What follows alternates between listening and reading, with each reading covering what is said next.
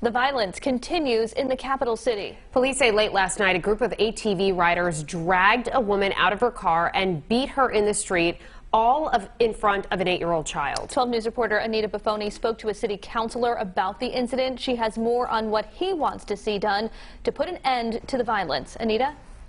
Well, Kim and Shannon, the police report says a woman beeped her horn at a group of dirt bikes after they didn't move through 2 cycles of traffic lights. Now, members of the city council are calling for a clear plan to address the uptick in violence.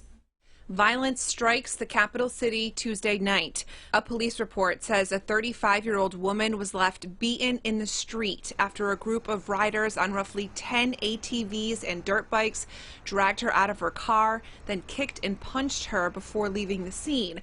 All of this while the woman's 8-year-old child was in the car. I was horrified to learn about what happened this morning in the Smith Hill neighborhood. This incident began at the intersection of Smith and Orm Street. The woman reported pain to her head and knees but did not go to the hospital. Now multiple Providence City Council members are speaking out on the disturbing ordeal. Councilman David Salvatore is calling on Mayor Jorge Elorza and public safety officials to lay out their plan to address the rise in violence. I want to know what the corrective action plan moving forward is, and if that means having the state police come in and provide additional bodies and reinforcement to engage with the community, then that is something that I'll be asking for as well. Now the city council president says a special session will be scheduled next week, adding in a statement, "We must get our Providence police force back to the 500 full-time officers needed to fully re-implement community policing. This must happen as quickly as possible." Now, the Providence Police Union is criticizing the mayor for policies in place that make it hard for them to do their jobs. The mayor says they will continue to dedicate resources to get these illegal vehicles off city streets. I'm Anita Buffoni, 12 News. Another violent encounter in Providence. A woman allegedly dragged out of her car and beaten by riders on ATVs and dirt bikes. Now the city council will hold a special meeting to address the violence. Our Anita Buffoni spoke with a city council member. She joins us now live in studio with the details. Anita? Well, Kim, police say a 35-year-old woman was attacked after beeping her horn at a group of ATVs and dirt bikes. Now Providence city councilors want to know public safety officials' plan that will address city violence. A string of violence in the capital city continued Tuesday night.